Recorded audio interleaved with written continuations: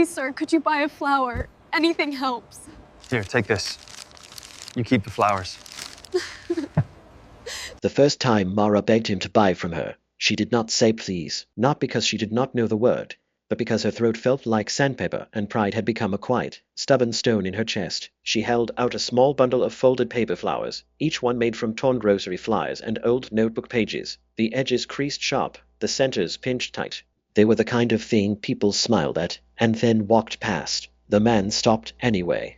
He was stepping out of a black car at the curb, the kind with dark windows and a door that closed with a soft, heavy certainty. He wore a plain coat that probably cost more than Mara's whole year of struggling, but nothing about him looked loud. No shining watch, no flashy shoes. Just clean lines and calm movement, like he could afford to be unbothered. Mara saw his eyes go straight to her hands, not the dirt on her nails, not the frayed sleeves. The flowers. How much? He asked. Her mouth opened, and for a second, she almost lied high, just to see what would happen. But she felt the weight of the day on her shoulders, the cold air pushing through her thin jacket, the ache in her stomach that never fully left. She said the number she always said, the number that sounded small enough not to scare people away. He reached into his pocket, pulled out money, and then paused when she held the flowers tighter, like she suddenly couldn't let go. Take them, she said quickly. You paid. He looked at her as if he was listening to more than her words. Then he did something unexpected. He handed the money back. Mara blinked, sure she had misunderstood. No, I'm buying them, he said, calm. But I want you to keep them. That doesn't make sense, she snapped, because confusion made her sharp. It does, he replied. If you keep them, you can sell them again. If you don't, you eat tonight. Either way, you don't lose. Mara stared at him. The air suddenly too loud with street noise and distant horns. People walked around them like water around rocks. She waited for the trick, the hidden punchline. Wealthy men did not stop like this. Wealthy men did not talk like this. Wealthy men, if they noticed her at all, usually threw something without looking, like they were feeding birds. A tall man stepped out of the car behind him. Driver, bodyguard, assistant. Mara couldn't tell, his eyes scanning the sidewalk like danger could come from any direction. He looked at Mara's worn shoes and then at the man he served, as if silently asking, is this necessary? The man answered without turning his head. Give us a minute, Tomas. So the tall man stopped a few steps away, hands clasped, face still. Mara's fingers tightened on the paper flowers until the folds bit into her skin. Why are you doing this? The man's gaze held steady. Because you asked. I begged, she corrected. You still asked, he said. What's your name? Mara almost didn't answer. Names made you real. Real meant people could find you, judge you, pity you, use you. But his voice wasn't hungry. It wasn't curious in a cruel way. It was simple, like he was asking because that was what you did when you spoke to a person. Mara, she said, barely above the traffic. I'm Adrian, he replied. She waited for the last name that everyone would recognize. It didn't come. Mara swallowed. So you're just going to stand here and do this? Adrian's mouth lifted slightly, not quite a smile. I'm standing here because I'm not in a hurry. Are you? She almost laughed. The sound got stuck in her throat. I'm always in a hurry. Adrian's eyes flicked to her hands again. You made these. Yes. They're neat, he said. Precise. They're paper, Mara muttered, as if that erased the compliment. Their effort, Adrian corrected gently. Something in her chest tightened at that. Like a door that had been locked for a long time had just rattled. If you're enjoying this kind of story, tap like and subscribe so you don't miss the next one. And let's keep going. A gust of wind pushed down the street, carrying the smell of fried food from a nearby stall and the sharp bite of exhaust. Mara's stomach pulled toward the smell, almost painfully. Adrian noticed because he watched the world like he was used to catching details. You haven't eaten, he said. Mara's jaw set. I'm fine. Adrian nodded as if he had expected that answer. There's a small place around the corner, he said, pointing with a subtle tilt of his head. Hot soup, bread. You can sit. No one will bother you. Mara's first instinct was suspicion. Free food never stayed free. Someone always wanted something, even if it was just the right to feel like they had saved you. I don't go places with strangers, she said. Adrian didn't look offended. He looked like someone who understood boundaries because he had learned them the hard way. That's smart, he replied. So don't go with me. Mara frowned. What? I'll give you money, he said, as if it were nothing. You go in, you sit where you can see the door, you eat, I leave. That's it. Mara studied him, searching for the crack in his calm. Why? Adrian exhaled slowly. Because I remember what it feels like to be hungry and to pretend you're not. The words were quiet, but they landed heavy. Mara's mind tried to picture him hungry, this man with clean hands, a steady voice, a car waiting behind him. Her brain refused the image. She took a step back. You don't know what it feels like. Adrian's eyes didn't harden. They softened, like he wasn't arguing for pride. You're right, he said. I don't know your hunger, but I know mine. And I know what I wished someone would do when I was too proud to ask twice. Mara's throat tightened again. Pride wasn't just stubbornness. Pride was armor. Armor was the only thing that kept you standing when the world tried to make you small. She looked at the money in her palm. It was enough for soup, bread, maybe even something small to take away. Adrian took out a business card, held it between two fingers, and didn't push it toward her like a demand. He simply offered it. If you ever want work, he said, not charity, work. Call the number. If you don't, throw it away. I won't know. Mara stared at the card. It was plain. No shiny logos. Just a name and a number, and an address printed beneath. She didn't take it at first. Then she did, quickly, like touching it for too long might burn her. Adrian nodded once, as if that settled something. Keep your flowers, he repeated softly. And eat. Then he turned and walked toward the building entrance he had come for, leaving Tomas still watching from a careful distance, leaving Mara on the sidewalk with money in one hand and a thin card in the other that felt heavier than it should. Mara went to the food place, not because she trusted him, but because her body needed something her pride could not provide. Inside, the air was warm and smelled like pepper and onions. She chose a seat near the wall where she could see the door, exactly like he said. Her hands shook when she held the spoon, not from cold this time, but from the strange feeling of being seen without being cornered. She ate slowly, each mouthful warming her chest. Outside, the street kept moving. People still hurried. Cars still stopped and started. The world did not change, but Mara did. Not all at once, not magically, just a thin shift, like a rope inside her had loosened enough for her to breathe. When she stepped back onto the sidewalk, Adrian was gone. So was the car. Only the card remained, tucked into her sleeve like a secret. That night, Mara slept in the place she slept most nights, a sheltered space behind a closed market building where the wind didn't cut quite as hard. She wrapped herself in a thin blanket someone had left near a donation bin weeks ago. It smelled faintly of detergent and old smoke. She held the business card in her palm until her fingers cramped. She told herself she would never call. Then morning came, and the city woke up cold and busy, and she found herself standing near a public phone again, staring at the number. Work, not charity. She thought about the way Adrian had said it, like he knew the difference mattered. Mara dialed. A woman answered, her voice crisp and controlled. Office of Adrian Vale. Mara's heart lurched at the name. Vale. She had heard it before, in passing, on news screens and shop windows. People said it in tones that meant money and power. It was the kind of name that could open doors for some and close them for others. Mara swallowed. He gave me this number, she said quickly, before she lost the nerve. He said work. A pause. Papers shifting. Name. Mara. Another pause. Longer. One moment. Mara held the receiver tighter. She could feel eyes on her from across the street. A man with a coffee glanced at her and looked away. A woman pushing a stroller past without slowing. Mara's face warmed with shame, like the phone itself had made her too visible. Then the woman came back. Come to the address on the card, she said. Today, 2 o'clock. Ask for Leela. Mara almost hung up. I don't have nice clothes.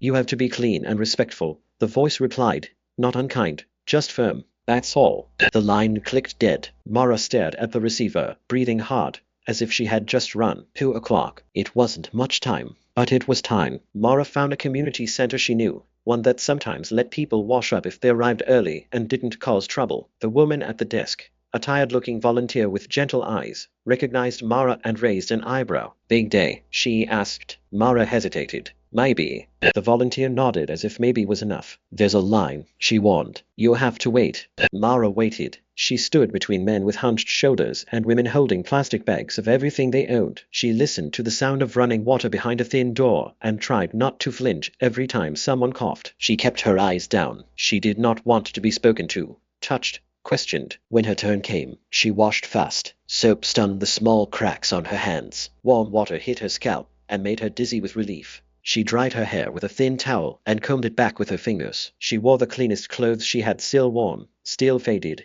but not filthy. At 1:45, she stood outside the building on the card. It was not the tallest tower in the city, not the kind with bright signs. It was sleek and quiet, glass and stone, a place where people walked like they belonged. A receptionist behind a desk looked up as Mara entered, and for a moment Mara saw the judgment in her eyes, quick and practiced. "I'm here to see Leela," Mara said, forcing the words out. The receptionist's expression shifted just slightly. Her fingers moved over a keyboard. "Name, Mara."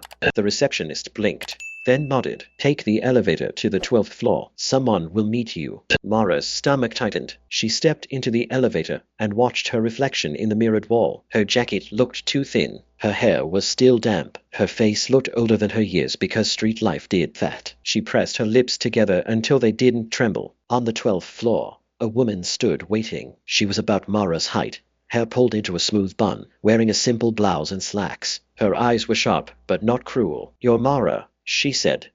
Mara nodded. "I'm Leela," the woman replied. Her gaze moved over Mara's clothes and then away, like she knew how to measure without making it feel like a weapon. "Follow me." They walked through a hallway that smelled faintly of coffee and clean paper. People sat at desks behind glass partitions, talking softly into phones, typing, laughing at something on a screen. No one looked at Mara for long, but she could feel the ripple of curiosity. Leela led Mara into a small office with a table and 2 chairs. "Sit," she said. Mara sat carefully, like she might stay in the chair just by existing. Leela slid a folder across the table. "Adrian asked me to meet you," she said. "He told me you make paper flowers." Mara's hands tightened. As Leela opened the folder, "We need someone in our building services team," she said. "Light tasks, cleaning meeting rooms, restocking supplies. You'd be paid hourly. There are rules. You show up on time. You follow security procedures. You do not wander into restricted offices. You do not speak to clients unless spoken to first. Can you do that?"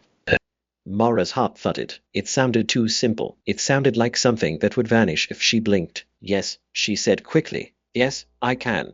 Leela watched her for a moment. "Do you have identification?" Mara's throat tightened. "No." Leela nodded like she expected that. "We can't hire you without it," she said. "That's the law, but we can do something else first. There's a partner program we support job readiness. It helps people get documents, basic training, work placement. If you complete it, we can bring you in properly." Mara felt the hope flare, and then get punched down. "So no job. Not today," Leela said. "But this is not a no, it's a process." Mara's hands curled into fists under the table. "Processes take forever." Leela's face softened slightly. "Sometimes," she said, "but this one starts now, if you want." Mara swallowed hard. "Why are you doing this?"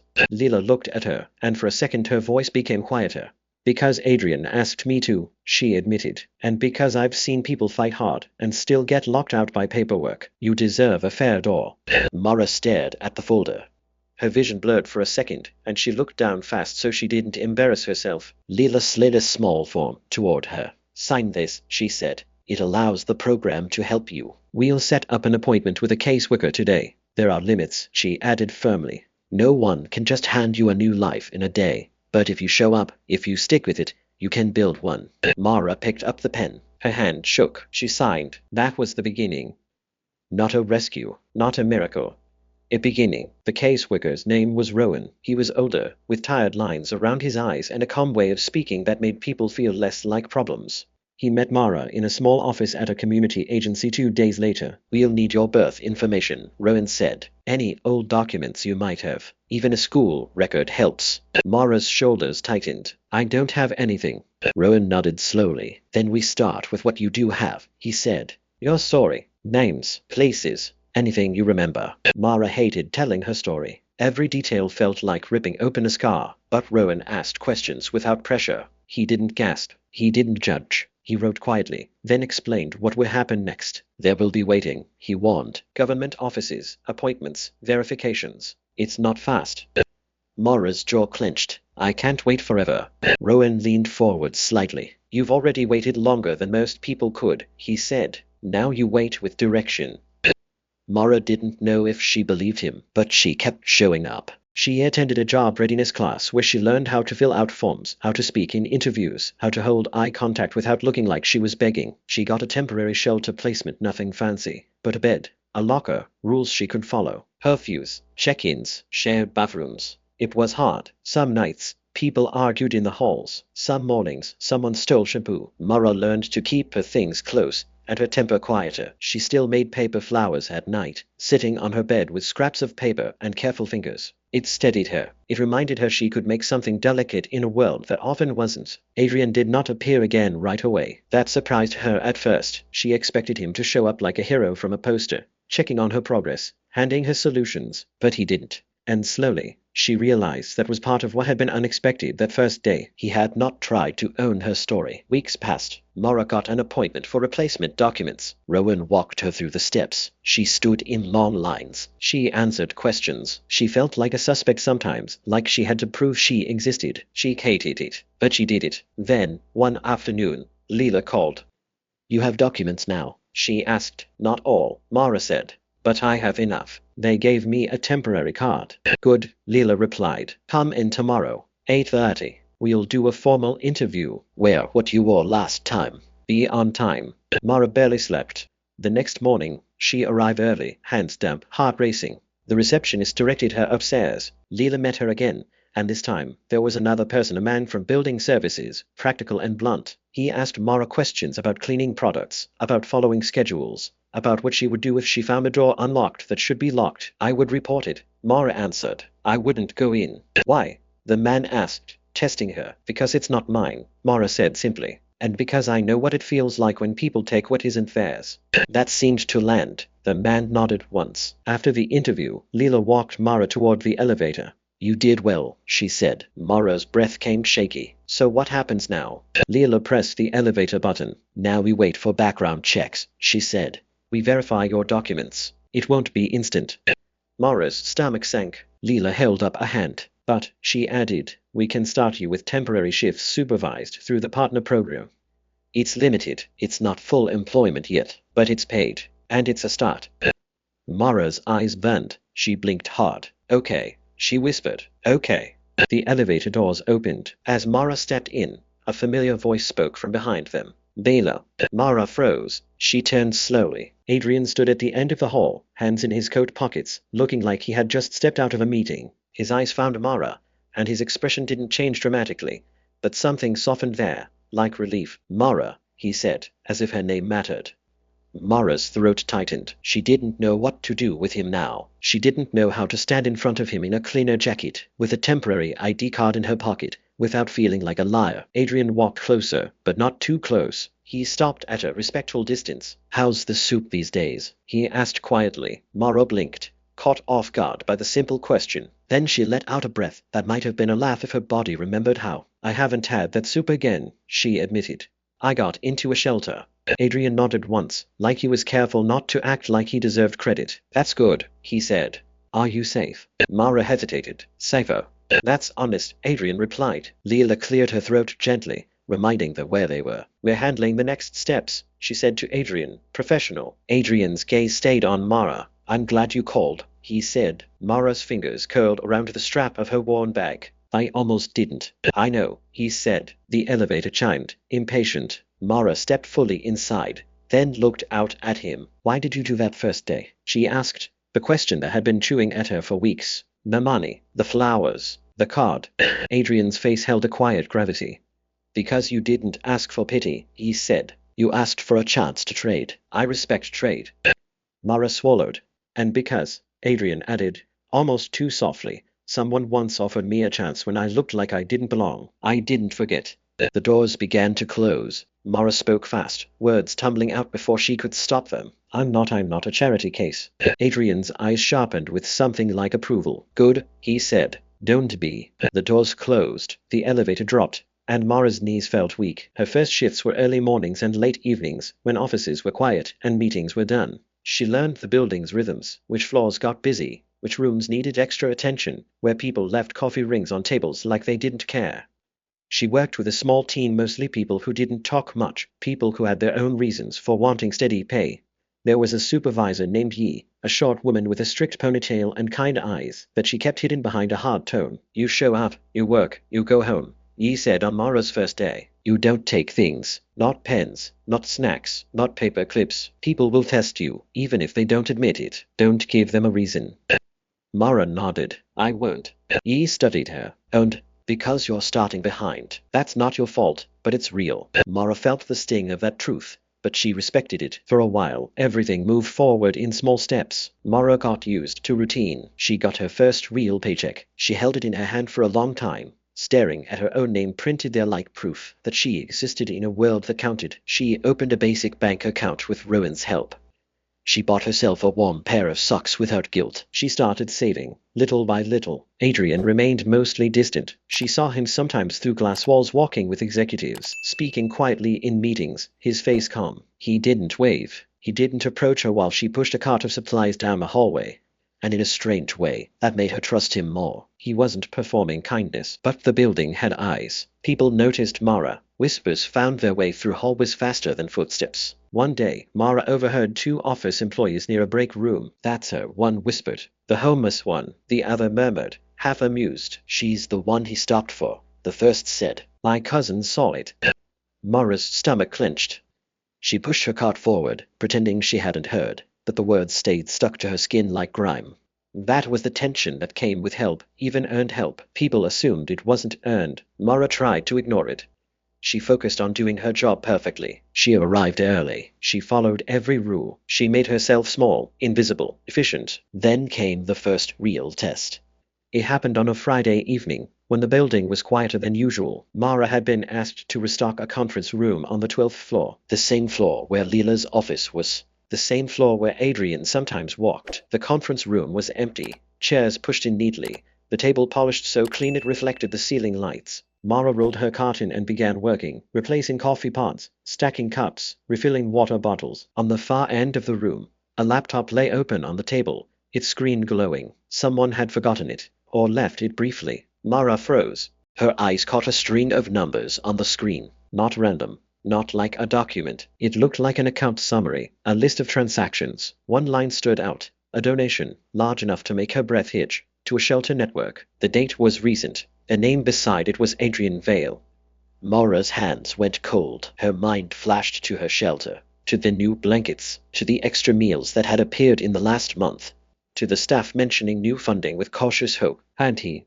Mara's chest tightened with a messy mix of gratitude and anger. Gratitude, because she knew that money meant safety for people like her. Anger, because the thought of being a quiet project in someone's philanthropic plan made her skin crawl. She shouldn't have been looking. She knew that. She turned away immediately, heart pounding. But the door opened behind her. A man stepped in, short suit, annoyed face. He looked at Mara, then at the open laptop, and his eyes narrowed. "What are you doing?" he snapped. Mara's mouth went dry. "I'm restocking," she said. "I didn't touch." He walked to the table and shut the laptop with a hard clap. "You people," he muttered under his breath, not caring if she heard. Then louder, "Who let you in here alone?" Mara felt heat rise to her face. "My supervisor," she said, voice shaking. "I have a schedule." The man's eyes flicked to her name badge. "Mara," he read. Then he smirked, like he recognized the name. "Of course." Mara's throat tightened. "I didn't do anything." The man stared at her a moment longer, then pulled out his phone. "Security," he said. "I need someone on 12. Now." Panic rose fast, sharp. Mara's mind flashed to being thrown out, to losing everything she had started building, to Rowan's tired eyes, to Yi's warning, to the way one mistake could become a permanent label. "I didn't steal," Mara whispered, even though no one had accused her directly yet. "I didn't." The man didn't reply. He just watched her like she was an animal he had caught near a trash bin. Security arrived quickly, 2 guards, polite but firm. One asked Mara to step out. The other asked the suited man questions. Mara stood in the hallway with her cart, hands trembling so badly she had to grip the handle to stay steady. "This is a misunderstanding," Mara said, voice thin. "We need to follow procedure," the guard replied, not unkind. "You were in a restricted room with an unattended device. We have to document it." Mara's stomach dropped. "But I was assigned." "We'll check the schedule," the guard said. A small crowd began to form, office workers poking their heads out of doors, curious. Mara felt their eyes like weight, shame and fear tangled together until she could barely breathe. Then a door down the hall opened, and Leela stepped out. "What's going on?" she demanded, her voice cutting through the corridor like a clean blade. The suited man turned with forced calm. "Your cleaning staff was in here," he said, gesturing. "Near confidential information. I called security." Leela's eyes went to Mara. Mara looked down, unable to meet her gaze. "Which staff?" Leela asked. "Mara," he said, like the name was proof enough. Leela's jaw tightened. She looked at the guards. Who assigned her? We're confirming, one guard said. Leela turned to Mara. Did you open the laptop? Mara swallowed hard. No, she said quickly. It was already open. I saw it and I turned away. The suited man scoffed. Convenient. Leela's eyes flashed. Enough, she said. Then to Mara, quieter but still firm. Come with me. Mara's legs felt weak as she followed Leela into her office. Leela shut the door and stared at Mara for a long moment. Tell me exactly what happened, Leela said. Mara's voice shook as she explained. She did not mention the donation line. She didn't know why. Maybe because it felt like peeking behind a curtain she wasn't supposed to touch. Maybe because it wasn't the point. The point was she had been in the wrong place at the wrong time, and people already wanted to believe the worst. Leela listened without interrupting. Then she exhaled slowly. The suited man, she said, is one of our senior partners. He thinks the world is divided into people who deserve trust and people who don't. He never questions which group he's in. Mara's throat tightened. I'm going to lose my job, she whispered. Leela's voice stayed steady. Not if I can help it, she said. But understand something, Mara. The rules exist for a reason. You cannot be in that room alone if confidential materials are present, even if you didn't touch anything. Perception matters here. People will use it. Mara's eyes burned. I didn't do anything, she repeated. Desperate. I believe you, Leela said, blunt. But believing you doesn't erase procedure. Mara felt tears press behind her eyes. She blinked hard. So what happens? Leela's gaze sharpened. We review camera footage. We confirm your schedule. We document that the laptop was left open by someone else. We issue a reminder to the team about securing devices, and we put you on supervised shifts for a while. Mara's shoulders sagged, part relief, part humiliation. Leela softened her tone slightly. You're doing well, she said. But you're in a building full of people who look for excuses to feel superior. Don't hand them one. Mara nodded, swallowing the lump in her throat. When Mara left the office, she saw Adrian standing down the hall. He wasn't rushing. He wasn't dramatic. But his eyes were fixed on the corridor where the crowd had been. Mara's heart thudded painfully. She wanted to run. She wanted to disappear. Adrian walked toward her, stopping at the same respectful distance as before. His voice was calm, but something in it had sharpened, like steel wrapped in cloth. Are you all right? He asked. Mara's face burned. They think I was. She stopped. She couldn't say the word. Adrian's gaze held hers. I heard, he said. Leela is handling it. Mara's hands curled at her sides. I shouldn't be here, she whispered, the shame spilling out before she could stop it. People think I only got this because of you. Adrian's expression didn't change much, but his eyes did. They went darker with something like regret. Did you get it because of me? He asked quietly. Mara's throat tightened. She wanted to say no immediately, but the truth was complicated. She had called because of him. She had gotten in the door because he opened it. But she had also worked. She had waited. She had followed rules. She had earned every step since. I got in the door because of you, Mara admitted, voice shaking. But I stayed because I work. Adrian nodded slowly. That's the truth, he said. And the truth is the only thing that lasts. Mara's eyes burned again. Then why do I feel like I'm wearing someone else's clothes? She demanded, the anger rising. Adrian's jaw tightened slightly. Because you're still learning what fits, he said. And because people around you are uncomfortable when someone moves upward without permission. Mara stared at him, breathing hard. So what now? Adrian's voice stayed even. Now you keep showing up, he said. And you let time do what arguments can't. Mara's hands trembled. I'm tired of proving I deserve air. Adrian's gaze softened. I know, he said.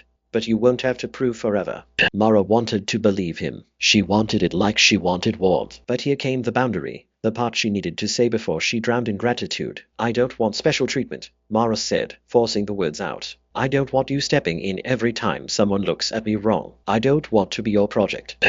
Adrian's eyes held hers. You're not, he said.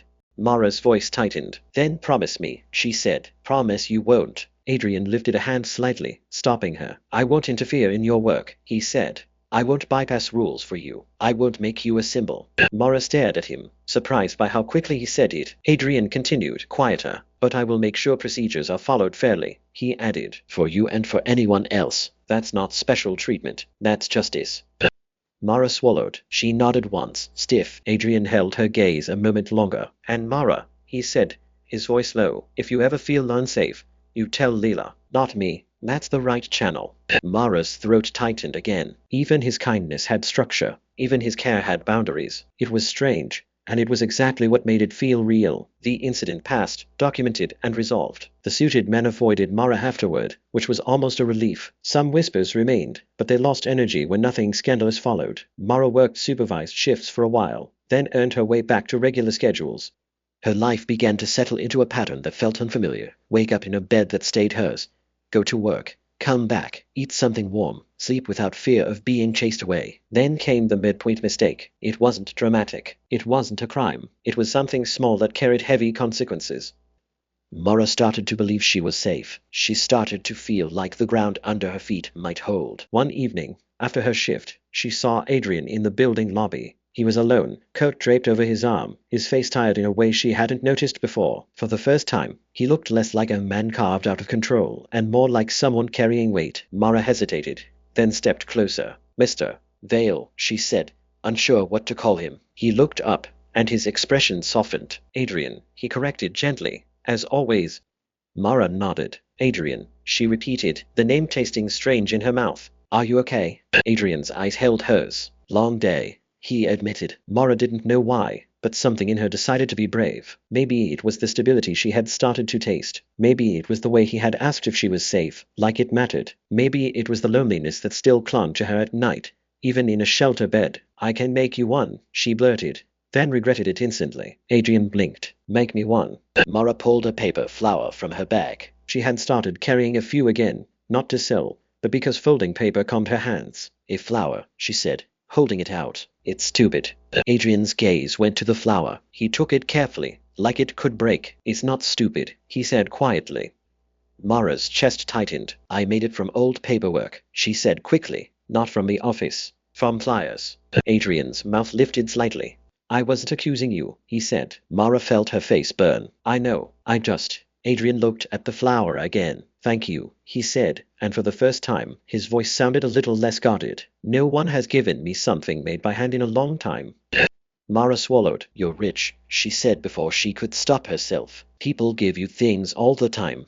Adrian's eyes lifted to hers. "People give me things they want me to accept," he said. "That's not the same." Mara didn't know what to say to that. Adrian turned the flower gently between his fingers. "Where do you go after your shift?" he asked. Mara hesitated. She didn't want to say shelter. Saying it out loud made her feel like she was dragging her past behind her like a chain. But lying felt worse. "A shelter," she admitted. Adrian nodded slowly. "Is it decent?" "It's okay," Mara said. Adrian's jaw tightened slightly, like he knew okay could hide a lot. "If you ever want a quieter place," he said, careful, "there are transitional apartments we fund. They have rules, supervision, counseling. It's not luxury, it's structure." Mara's heart thudded. "I don't want handouts," she said quickly, the old armor snapping into place. Adrian's gaze stayed steady. "It's not a handout," he said. "It's a program. You qualify. You've worked. You've shown consistency." Mara's chest tightened. She wanted it so badly it scared her. A door that locked. A room that was hers. Silence. And that was where her mistake began. She said yes too fast. She let hope sprint ahead of the process. Rowan warned her the waiting list was long. The paperwork would take time. The assessment would take time. There were interviews, background checks, safety planning. But Mara had heard quiet place, and her mind had already moved in. A week later, she got impatient. After a rough night at the shelter, someone yelling in the hallway, a door slamming, Mara waking up with her heart racing, she went to the building on her day off. She did something she shouldn't have done. She asked Tomas. Tomas was standing by the black car outside, as always, like a shadow with a spine. Mara approached cautiously, keeping distance. "Tomas," she said, reading his name from a badge she had glimpsed once. He looked at her, expression unreadable. "Yes." Mara swallowed. "Adrian mentioned a transitional apartment program," she said, trying to sound casual. "He said it might be possible for me, but it's slow." Tomas's eyes narrowed slightly. "Everything official is slow," he said. Mara's voice tightened. "Can you talk to him?" she asked, the desperation slipping through. "Tell him I'm serious." "I can't keep..." She stopped, embarrassed. "I just need a door that locks." Tomas looked at her for a long moment. "That's not my role," he said. Mara's shoulders sagged. Shame burned. "Right," she whispered. "Sorry." Tomas's voice stayed flat. "If you need something, you speak to the caseworker," he said. "Or to Leela." "That's what he told you." Mara nodded, cheeks hot. I know. Then Tomas did something unexpected too, but in a different way. He reached into the car and pulled out a small paper bag. It's a sandwich, he said, holding it out without emotion, from the cafe downstairs. Ate. Mara stared. I didn't ask for that. I know, Tomas said. Take it anyway. Mara took it with shaking fingers. As she walked away, she felt exposed, like she had shown a weakness to someone who could crush her with a glance. She hated that feeling. She hated needing anything from anyone. And that night, when Adrian heard about it because Tomas told him, because that was his job, Adrian did not show up with warmth. He called Mara into a small conference room the next day after her shift. Lila was there too. Rowan was there too, brought in because it involved the program. The structure was immediate, and Mara's stomach dropped as soon as she walked in. She sat, hands clenched tight in her lap. Adrian looked at her calmly. Too calmly. Why did you go around the process? He asked. Mara's throat tightened. I didn't, she lied. Rowan's eyes closed briefly, like he was disappointed but not shocked. Adrian waited. He didn't raise his voice. That was worse. Mara swallowed. I just asked a question, she admitted. I was tired. Adrian's gaze stayed steady. You asked my driver, he said. You asked him to push something that has rules. Mara's face burned. I didn't mean. Adrian lifted a hand, stopping her. Mara, he said, voice controlled. This is the boundary. I told you the right channel. The right channel exists to protect you as much as it protects the program. Mara's eyes stung. Protect me, she snapped. How does waiting protect me?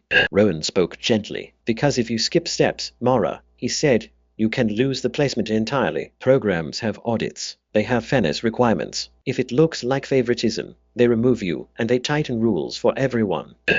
Mara's throat tightened. She looked down, ashamed. Adrian's voice softened, but only slightly. I know you're tired, he said. I know shelters are hard, but you cannot pull on private threads when the public ones are designed to hold weight.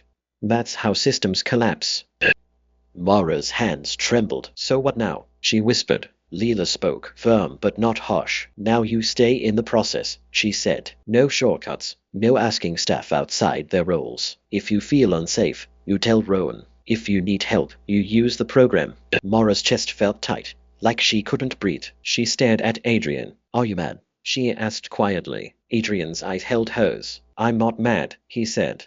I'm disappointed, because you were building trust, and trust is fragile. Mara flinched like she had been hit. The room went quiet. The hum of the building's ventilation sounded suddenly loud. Mara pushed her chair back, standing too fast. Fine, she said, voice shaking. I won't ask anything again. I'll just do what I'm told. Rowan started to speak, but Mara turned and left before anyone could stop her. That was the separation. Not total. Not forever. But enough. Mara avoided Adrian after that. She kept her head down. She worked her shifts. She didn't look toward glass offices. She didn't carry her paper flowers anymore. She folded nothing at night. She stared at the shelter ceiling and felt the old bitterness creeping back, whispering the hope was a trap. A few days later, the shelter had an incident. A fight in the common room. Someone shoved. Someone screamed. Staff broke it up, but Mara's hands shook for hours afterward. She went to work the next day exhausted, eyes heavy, patience thin. She made a small mistake. She forgot to lock a supply closet properly. It wasn't a big thing. The closet didn't contain confidential documents, just cleaning products, paper towels, cups. But Yi found it open, and her face hardened. Rules, Yi said sharply. Again. Mara's stomach dropped. I'm sorry, she said quickly. I didn't. Yi's eyes narrowed. You're distracted, she said. And distracted people get watched. Mara's throat tightened. I'm trying. Yi exhaled, then lowered her voice. Trying is not enough here, she said. This place will eat you if you give it the chance. Don't. Mara nodded, swallowing the shame. That evening, she sat outside the shelter on the steps, head in her hands. The city lights blurred. Her stomach felt hollow in a way that wasn't just hunger. Rowan found her there. I heard about the meeting, he said quietly. Mara didn't look up. I messed up, she muttered. You made a human mistake, Rowan corrected. And then you reacted like the world ended. Mara's voice cracked. Because it always ends for people like me, she whispered. Rowan sat beside her, leaving space. Mara, he said gently, you're still thinking in survival rules. Those rules kept you alive. But now you're trying to build, and building requires a different kind of patience. Mara swallowed hard. Patience feels like drowning. Rowan nodded slowly. That's because you've had to fight for every breath, he said. So stillness feels dangerous. Mara's eyes stung. She blinked hard. I don't want to owe him, she whispered. I don't want to be someone's sad story. Rowan's voice stayed steady. Then don't be, he said. Be your own story. But understand this. Accepting support inside a system isn't owing someone your soul. It's using a tool that exists. Mara stared at the ground. He looked at me like I broke something. Rowan sighed softly. He probably knows what it's like to build something fragile, he said. And he's trying to protect you from being crushed by what people assume. Mara's throat tightened. Then why did it feel like he was putting me in my place? Rowan looked at her. Because you don't trust kindness yet, he said. Not fully. You're waiting for the hidden cost. Mara didn't answer. Because it was true. The next week, Mara got news. A room in a transitional apartment building had opened. Not because someone pushed it. Because her name finally came up in the queue. Because Rowan had done the work. Because Mara had shown up enough times for the system to recognize her. When Rowan told her, Mara just stared at him, silent. It's small, Rowan warned. It's not perfect. There are rules. Curfews. Visits must be approved. It's meant to stabilize you, not spoil you. Mara's eyes burned. A door that locks, she whispered. Rowan smiled gently. A door that locks, he confirmed. Mara moved in 2 weeks later. She carried her few belongings in a duffel bag. The room smelled of fresh paint and old building dust. There was a bed, a table, a small kitchenette, a bathroom with a shower that worked. The first night she turned the lock, she stood with her hand on the knob, listening to the quiet. No yelling. No footsteps in the hall outside her bed. No fear of being kicked awake. She sat on the floor and cried silently until her chest hurt. Then came the earned growth. Mara began cooking simple meals. She learned how to stretch groceries into days. She joined a weekly counseling group the program required. She hated talking at first, hated listening to strangers share pain, but slowly she learned she wasn't alone. She started folding paper again, not to sell, but because it made her feel steady.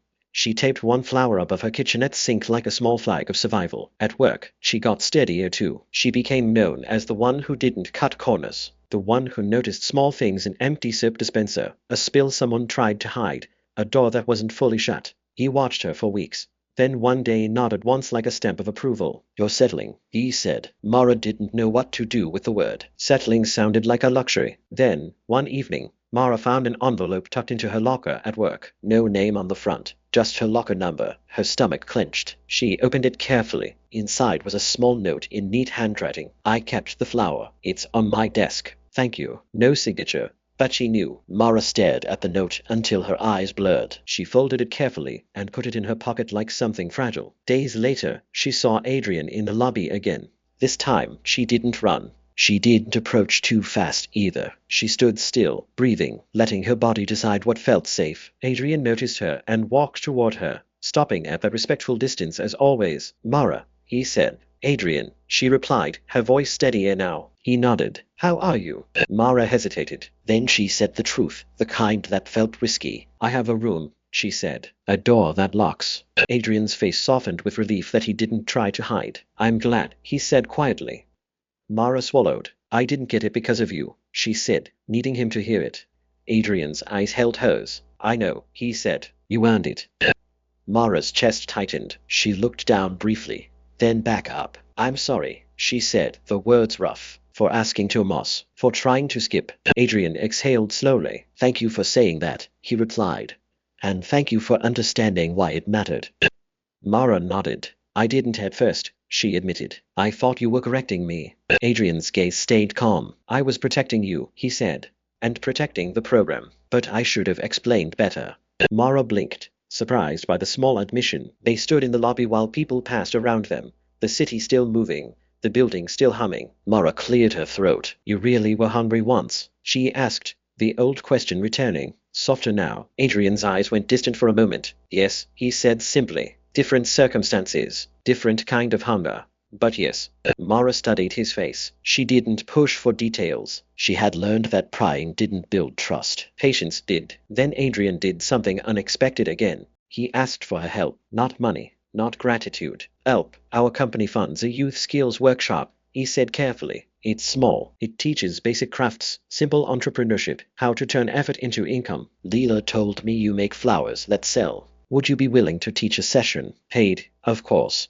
Mara stared at him. Me? She asked, stunned. Adrian nodded. You, he said. You know how to make something out of scraps. That's a skill. And you know what it feels like when someone treats your work like it matters.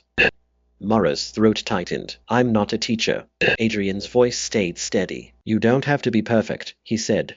You just have to show them the steps you already know. Mara's hands trembled slightly. A month ago, she had been terrified to exist in that building. Now he was asking her to stand in front of others and speak. What if they laugh? She whispered.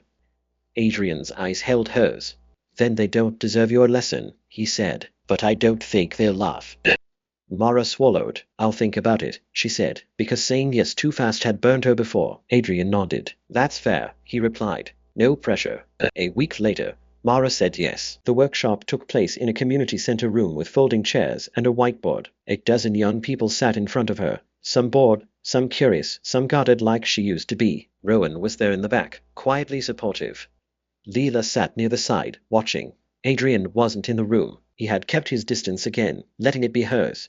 Mara stood at the front with a table of paper scraps, scissors, glue, and thin wire. Her palms were sweaty. Her throat felt tight. Then she looked at the faces. She saw the skepticism, the tiredness, the hunger that wasn't just about food. She took a breath. My name is Mara, she said, voice steady enough. I'm going to show you how to make something small that people will pay for, even if you start with nothing. She held up a finished flower. The room quieted a little. Mara didn't give a speech. She didn't inspire with big words. She taught steps. Fold here, hinge there. Twist the wire gently. Make the petals uneven on purpose so it looks real. As the young people tried, the room filled with small sounds, paper crinkling, scissors snipping, quiet murmurs. One girl with a hard stare finally looked up at Mara and asked, You really sold these? Mara nodded. Yes, she said simply, because people like beauty, even small beauty, even when they pretend they don't. The girl stared at her flower, then kept folding. At the end of the session, a boy with a hoodie pulled tight over his face lingered. How much did you sell them for? He asked, voice low. Mara told him the number. Then she added, but the important part is not the number, it's the habit. If you can make something every day, you can build something. The boy nodded, eyes on the floor. Okay, he whispered, like he had just been handed a map. When it was done, Rowan approached Mara with a smile that looked like quiet pride. You did well, he said. Mara's eyes burnt. I almost threw up, she admitted. Rowan chuckled softly. That's normal, he said. You showed up anyway. Afterward, Leela handed Mara an envelope with her payment, a simple contract for future sessions if she wanted. This is regal work, Leela said. You earned it. Mara nodded, swallowing hard. Outside the community center, Adrian waited by the curb, not in the black car this time, but standing alone in a plain coat, hands in his pockets. Tomas was nearby, leaning against the car at a distance, still scanning the street. Adrian looked at Mara as she stepped out, and his eyes softened. How did it go? He asked. Mara let out a breath. They didn't laugh, she said, almost surprised. Adrian's mouth lifted slightly. I told you, he replied. Mara held up a paper flower she had made during the session, one she hadn't given away. I made this one messy on purpose, she said. Adrian took it carefully. It's honest, he said. Mara's throat tightened. She looked at him, then at Tomas, then at the street. The world felt different now. Not gentle, not easy, but possible. Why did you ask me? Mara asked quietly. You could hire anyone. Adrian's gaze stayed steady. Because the workshop isn't about perfection, he said. It's about proof. Proof that a person can change their position without losing themselves. Your proof. Mara swallowed. I don't want to be a symbol, she said again, softer now. Adrian nodded. Then don't be, he replied. Just be Mara. The rest will follow. Mara hesitated, then asked the question that had been sitting inside her like a stone. Were you trying to fix something in yourself when you stopped that day? She asked. Adrian was quiet for a moment. The streetlight above them buzzed faintly.